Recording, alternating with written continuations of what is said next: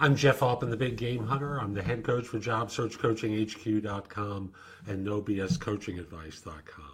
And the question for today is, should I upload my resume to Indeed, and will all my information be publicly available?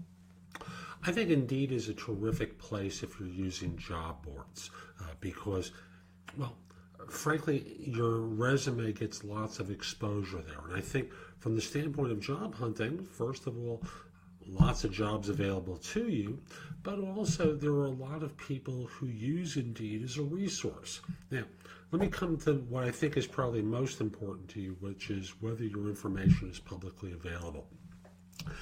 When it is on the website, Indeed will strip out certain contact information so that a recruiter or a firm that is using the service has to pay $1 to receive it and the resume. They can view your resume, but no contact information.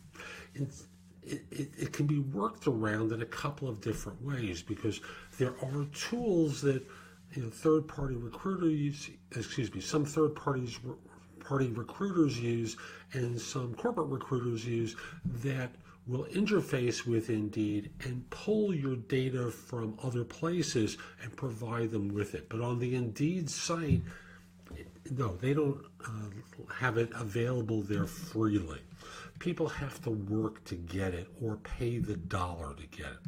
Now, that's about the publicly available. It's not listed out there for people to see. But once you post your resume there, it's going to strip out city, state, zip code, yada, yada, yada. It's going to take that stuff out to encourage people to pay. Now, I also want to say that, and again, I have used Indeed when I worked in recruiting.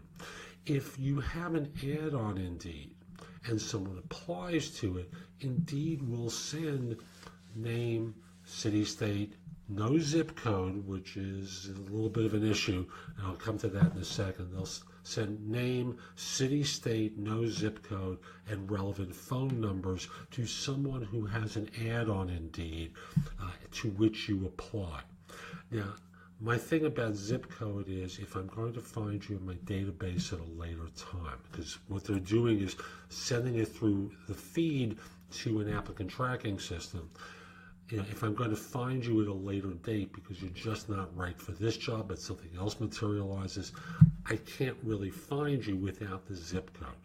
After all, telling me, I'll use New York as an example. I have a job in New York, you live in New Jersey, it says Teaneck, New Jersey. I'm not going to search every town in New Jersey for relevant stuff, and phone numbers don't work anymore because phone numbers and area codes are portable. So someone might live in New Jersey, but they took their mobile number with them from Kalamazoo or some other place in the country and brought it with them. I can't use that. So Indeed does a lot to obscure where you are and make it such that people will pay for the service rather than get it freely. Now, again, from your standpoint, should you upload your resume? You bet.